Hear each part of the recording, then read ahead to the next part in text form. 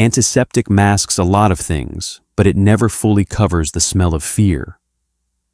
Claire knew this better than anyone in County General.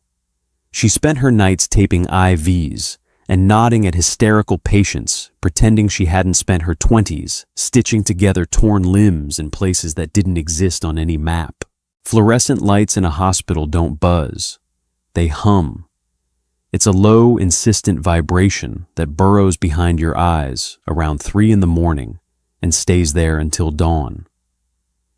Claire leaned against the laminate counter of the nurse's station, a lukewarm cup of vending machine coffee warming her palms. The liquid tasted like burnt copper and regret, but she drank it anyway. It was a familiar kind of awful. She watched the ER floor with half-lidded eyes. A Tuesday night.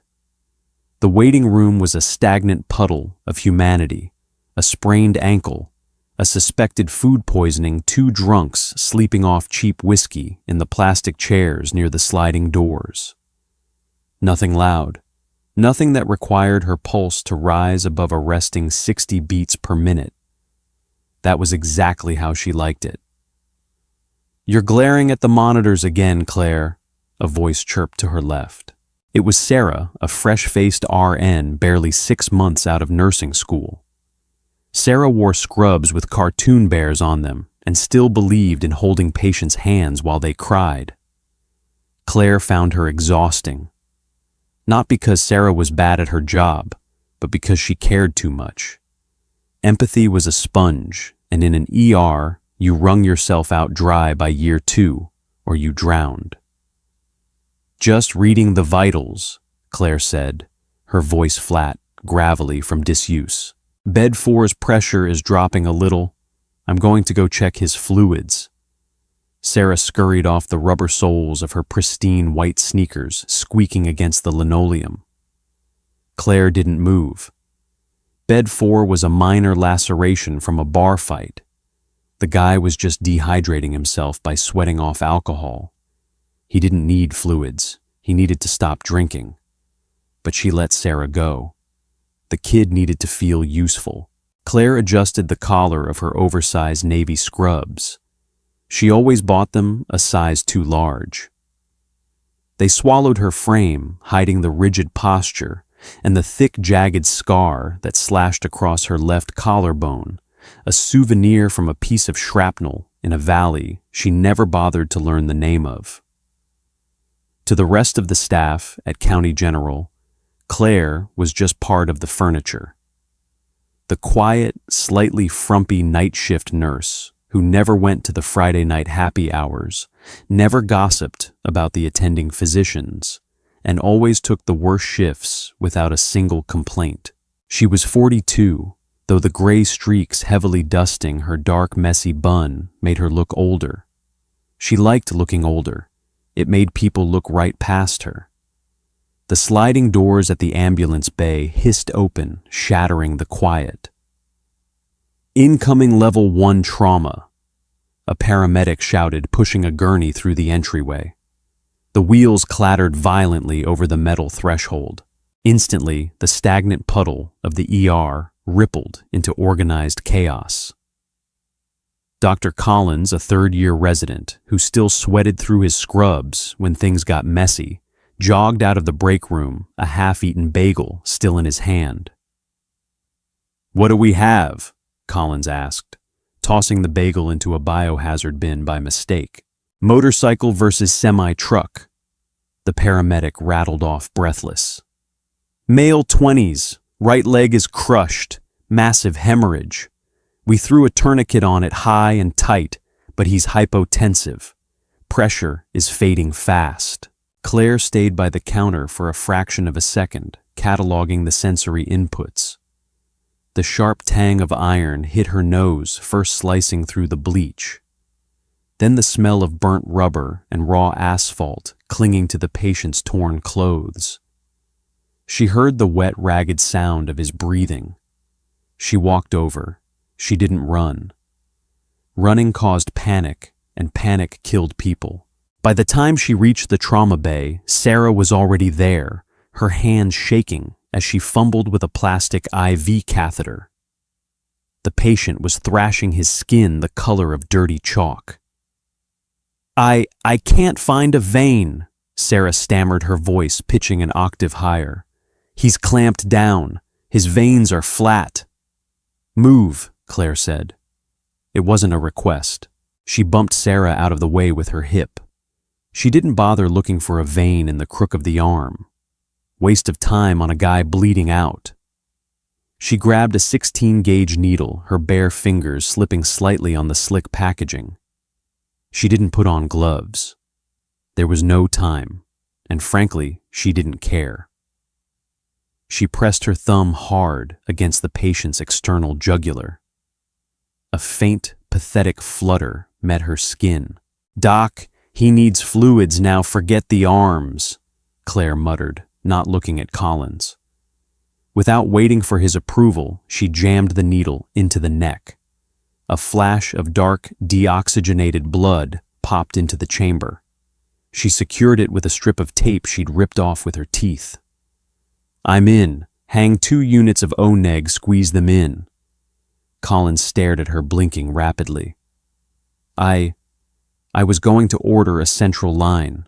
"Too slow," Claire said, stepping back into the shadows of the room, wiping a smear of blood off her wrist onto her scrub pants. "He'd be dead before you found the kit." She watched as the rest of the team swarmed the bed, shouting orders, cutting away the ruined denim of the man's jeans. The raw meat of the crushed leg was exposed. It was a mess. Splintered bone, shredded muscle fat deposits, looking like yellow cottage cheese.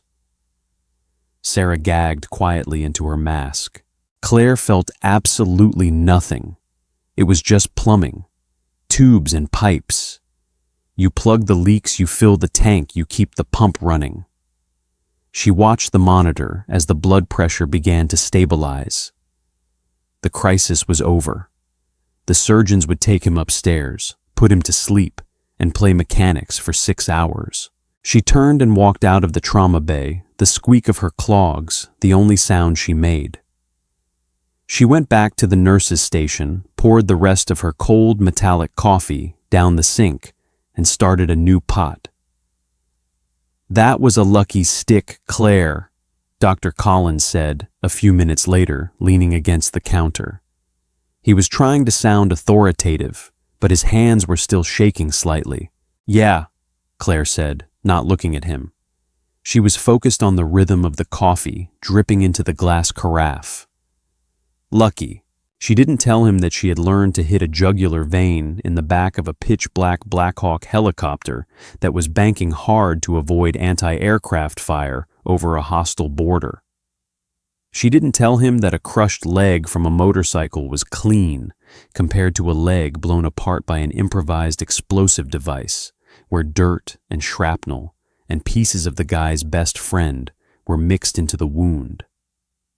She just nodded, poured a fresh cup of coffee, and went back to being invisible. By 5:45 a.m., the ER was a graveyard of discarded medical supplies. The trash cans overflowed with blue nitrile gloves, empty saline wrappers, and blood-soaked gauze. The smell of the hospital had shifted from active trauma to the tired, sour scent of exhausted bodies and cooling floor wax. Claire was sitting at the charting computer in the corner, her fingers mechanically clicking through the mandatory electronic forms. Click. Patient denies allergies. Click. Vitals stable at discharge. Click. The rain had started outside. She could hear it lashing against the glass of the sliding doors, a heavy rhythmic drumming that almost covered the hum of the fluorescent lights. Almost. She was 20 minutes away from clocking out. 20 minutes from her rusted Subaru, her empty apartment, and a glass of cheap bourbon before bed. The heavy metallic thud of the sliding doors locking into the open position made her pause. It wasn't the sound of the doors themselves. It was the footsteps that followed. In a hospital, you learn to identify people by their walk. Doctors walk with a hurried, arrogant clip. Nurses shuffle heavy on their heels from fatigue. Patients drag their feet. These footsteps were different, deliberate, synchronized. Heavy rubber soles hitting the linoleum with a measured predatory weight. Thud, thud, thud. Claire's fingers stopped over the keyboard. The tiny hairs on the back of her neck stood up, rubbing uncomfortably against the collar of her scrub top. Her stomach dropped, not a flutter of anxiety, but a cold, heavy stone of deep, instinctual warning. She turned her head just an inch, keeping her profile to the room. 4 men had walked into the triage area. They didn't look like patients. They didn't look like cops. They wore civilian clothes, faded denim, dark weatherproof jackets, heavy boots, but the clothes hung on them with an aggressive stiffness. Claire's eyes tracked them with clinical precision. The man in front was tall, broad-shouldered, with a dark, tightly trimmed beard. He stood perfectly still, letting his eyes sweep the room, left to right, checking the corners, checking the exits, assessing the security guard, a retired mall cop who was currently asleep over a crossword puzzle, dismissing the threat. The man to his right was leaner, his face heavily mapped with shiny pink burn tissue that crawled up the left side of his neck and disappeared into his hairline. He was missing the top half of his left ear. The 2 in the back stood at a slight angle, blading their bodies away from the main seating area, hands resting casually near their waistbands. They were a tactical element. They had fallen into a defensive formation the second they cleared the fatal funnel of the doorway. Claire felt a sudden suffocating tightness in her chest. She tasted dust. Just for a second. The dry, chalky taste of pulverized concrete and cordite. She blinked hard, forcing the phantom taste away, focusing on the tacky feel of the keyboard under her fingers. "They aren't here for you," she told herself. "You're a ghost. You've been a ghost for 6 years." The tall man approached the triage glass. Sarah was sitting behind it, yawning. "Can I help you?" Sarah asked, her voice cracking slightly under the intense weight of the man's stare. "We're looking for someone," the man said. His voice was a low rumble, rough, like dragging a heavy stone across gravel. "A nurse, works the night shift." Sarah blinked. We have a lot of nurses. Are you family? I need a patient name." "We're not here for a patient," the burn-scarred man said, stepping up to the glass. His eyes, a pale, washed-out blue, flicked over Sarah. "Her name is Claire Donnelly." Claire's hand slipped off the mouse. The plastic clattered against the desk. The sound was microscopic, completely swallowed by the ambient noise of the ER. But the tall man's head snapped toward the corner. He bypassed the triage glass, bypassed the waiting chairs, his eyes locking onto the hunched figure in the oversized navy scrubs. He didn't yell. He didn't smile. He just stared. Claire felt the blood drain from her face. Every instinct she had forged in places where hesitation meant a closed casket funeral screamed at her to move. To duck behind the counter, slip out the biohazard exit, and vanish into the rain. She could disappear. She knew how, but her legs felt like lead. The 4 men broke their formation. They walked past the authorized personnel only sign without breaking stride.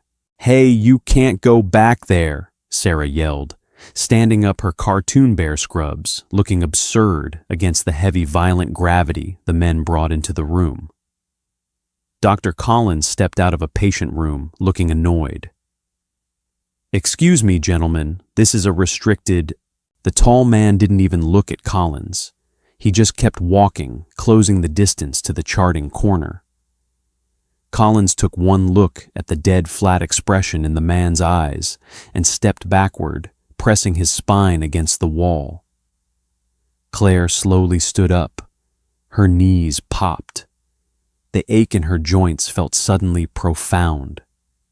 She crossed her arms tightly over her chest, hugging herself, trying to shrink inside the baggy fabric. She felt exposed, stripped raw under the buzzing neon. They stopped 5 feet from her. Up close, the damage was even more apparent.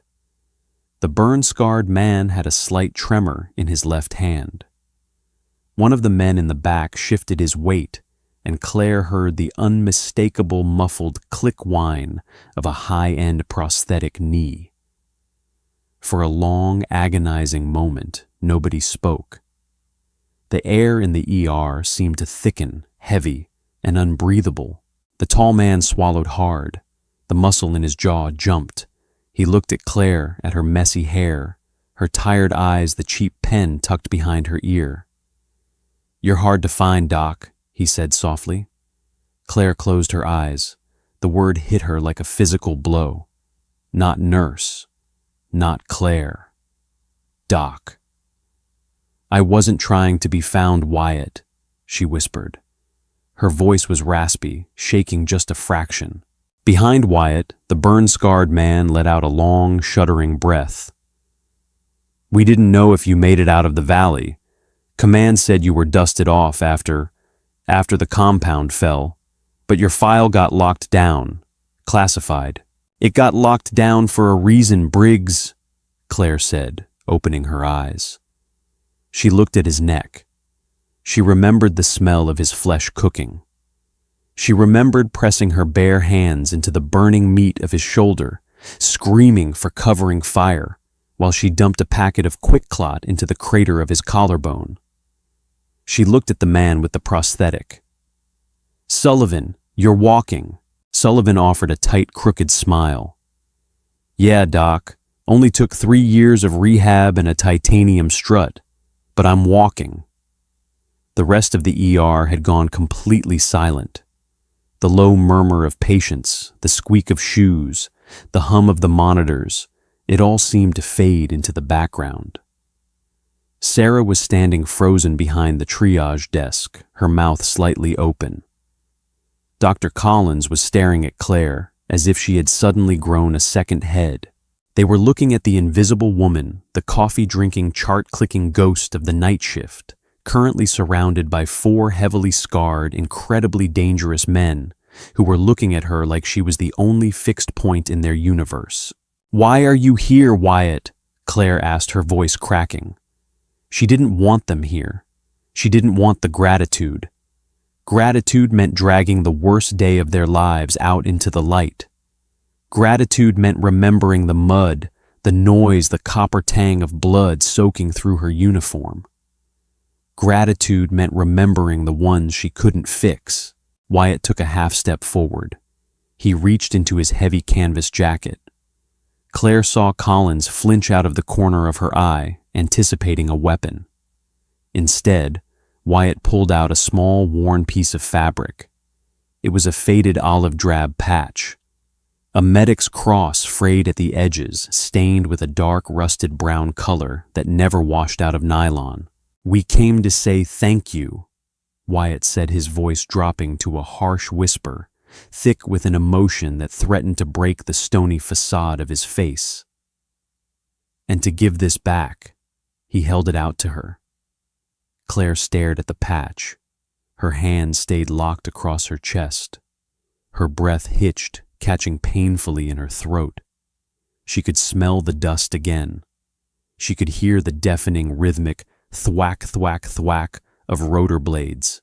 "I don't want it," she said, her voice barely audible. "Wyatt, please, put it away." "You dropped it in the mud, Doc." Wyatt insisted, his hand remaining steady, offering the blood-stained fabric. "Right before you dragged me 50 yards under heavy fire. You left it behind." "I left a lot of things behind," Claire said fiercely, a sudden desperate anger rising in her chest. She glared at him, her eyes burning. That was the point. Silence stretched tight enough to snap. The cardiac monitor in bed 3 beeped a hollow rhythmic metronome that mocked the sudden violent irregularity in Claire's own chest. She looked from the dirty nylon patch to Wyatt's calloused hand, then up to his eyes. They were dark, entirely stripped of the calculated predatory assessment they had carried into the room just moments before. They were just tired, like hers. "I don't want it," Claire repeated, the gravel in her voice thickening. She took a half step backward, her shoulder blades bumping against the cold edge of the charting station. "Take it and get out, Wyatt. You shouldn't be here." Dr. Collins, having finally located his misplaced courage, pushed himself off the wall. "Listen, you guys need to leave. This is a secure area, and you are harassing my staff. I'm calling security." Wyatt didn't even turn his head. He just shifted his gaze a fraction of an inch, locking on to Collins in his peripheral vision. "Your security guard is asleep at a desk with a half-finished crossword. Sit down, Doc. This doesn't concern you. I am the attending physician on this floor, and I—" "Shut up, Collins," Claire snapped. The harshness in her tone cracked like a whip across the room. Collins snapped his mouth shut, his pale face flushing a deep, angry red. He looked at Claire, really looked at her perhaps for the first time since she transferred to his shift 6 months ago. The frumpy, quiet nurse in the oversized scrubs was gone. The woman standing by the counter had a rigid spine, her jaw set like poured concrete, radiating an intense, suppressed hostility that made the hairs on his arms stand up. "You dragged me," Wyatt said, turning his focus back to Claire. His voice dropped into a ragged register meant only for her. "My femur was in pieces. My comms were gone. I was bleeding out in a muddy ditch, Doc. You came back." Claire squeezed her eyes shut. The sterile smell of the ER vanished. Suddenly, she was inhaling burning diesel and wet wool. She could feel the grit of pulverized drywall grinding between her back teeth. She felt the dead weight of a grown man encased in heavy body armor dragging behind her, the strap of his tactical vest digging a bruised trench into her palm. She heard the terrifying supersonic crack hiss of rounds passing inches from her ears. "I had to," she whispered, her eyes still tightly closed. "It was my job." "You went outside the wire." Briggs interjected, his boots squeaking softly against the linoleum as he took a step forward. The burn scar on his neck pulled tight, rendering his expression asymmetrical. "Command ordered a full retreat. You ignored a direct order from the lieutenant. You ran 50 yards into an active kill zone with nothing but a sidearm and a trauma kit." "I didn't get Hayes," Claire said. The words tore out of her throat before she could stop them. They tasted like ash. She opened her eyes, glaring at the 4 men, her chest heaving under the baggy navy fabric. Her carefully constructed apathy, the numb shell she had spent 6 years building in this fluorescent purgatory, was fracturing. "I didn't get him," she repeated, her voice shaking violently now. She pointed a trembling finger at the stained patch in Wyatt's hand. "That stain on the corner. That's Hayes. His carotid was severed by shrapnel. I had my fingers clamped inside his neck for 20 minutes, waiting for evac that never came. He drowned in his own blood while I watched. So don't come in here and hand me that piece of trash like it's a medal. It's a failure." The ER was dead silent. Sarah, the young nurse, had a hand clamped over her mouth, tears pooling in her wide eyes. Sullivan, the man with the prosthetic leg, shifted his weight. The metal knee whined softly. He stepped past Briggs, closing the distance to the counter. He was shorter than the others, with a gentle, weathered face that seemed out of place among the heavily scarred men. Hayes was dead before he hit the ground. Doc, Sullivan said quietly, you know that. Medically, you know that. I could have... You couldn't, Sullivan interrupted, his voice firm, grounding her. You kept him comfortable. You stayed with him so he didn't die alone in the dirt. And then you turned around and hauled Wyatt out of the ditch. You put a tourniquet on my leg while we were taking mortar fire. You stabilized Briggs's burns. Sullivan reached out and gently pushed Wyatt's hand down. He looked at Claire, his eyes shining under the harsh hospital lights. We went to Landstuhl, Sullivan continued. Then Walter Reed, surgeries, rehab, nightmares. We survived, Doc, but we didn't live, not for a long time. We spent years carrying the ghosts around just like you. Claire stared at his chest, refusing to meet his eyes. Her hands were buried deep in her scrub pockets, fists clenched so tight her fingernails were cutting half moons into her palms.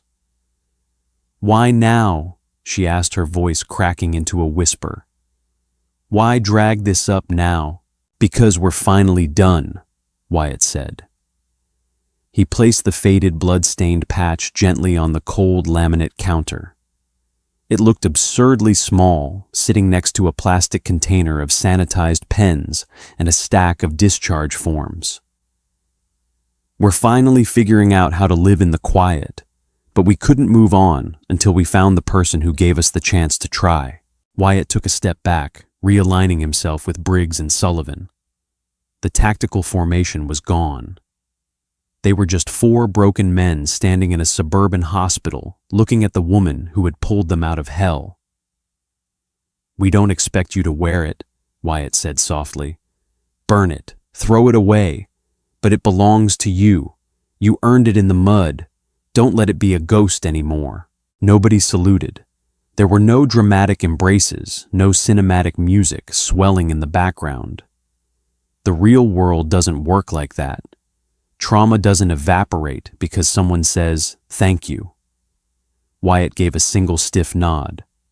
Briggs tapped his heart twice with 2 fingers. Sullivan offered a small, crooked smile. Then they turned around and walked out. Claire watched them go. The heavy thud, thud, thud of their boots retreated across the waiting room. The automatic doors hissed open, letting in a gust of cold, rain-scented air, and then slid shut with a definitive mechanical clunk. They were gone. The ER remained frozen for another 10 seconds. Claire, Sarah whispered from the triage desk. Her voice was trembling. Were you in the military? Claire slowly uncurled her fists inside her pockets. Her knuckles ached. She looked at the young nurse, at the cartoon bears on her scrubs, at the naive, wide-eyed empathy that Claire had spent months despising. For the first time, Claire didn't feel annoyed by it. She just felt old. A long time ago, Sarah, Claire said, her voice flat, returning to its usual gravelly bass line. But what they said, you saved them. You're a hero. There are no heroes in a trauma bay, Claire said, her eyes drifting to the patch on the counter. Just plumbers trying to stop the leaks. She reached out and picked up the patch. The rough nylon scraped against her fingertips. It felt incredibly heavy, as if it contained the density of lead. She didn't look at it closely. She didn't want to see the rusted brown stain on the corner. She shoved it deep into her pocket, letting it sink to the bottom. Dr. Collins cleared his throat. He looked deeply uncomfortable, shifting his weight from foot to foot. He had spent 6 months treating Claire like an uneducated lackey, delegating the grunt work while he paraded his medical degree. Now he was looking at a woman who had performed field surgery under heavy artillery fire. Claire, Collins started, pausing to find the words. If you need to take the rest of the shift off, I can cover the charting. Claire looked at the clock on the wall. 6:42 a.m. 18 minutes left. "I'm fine, doctor," she said, sitting heavily back down in her rolling chair. She pulled the keyboard toward her. "Bed 4 still needs his discharge paperwork signed. His pressure stabilized an hour ago. You should go check his laceration before the day shift gets here." Collins blinked clearly out of his depth. "Right. Yes. Bed 4.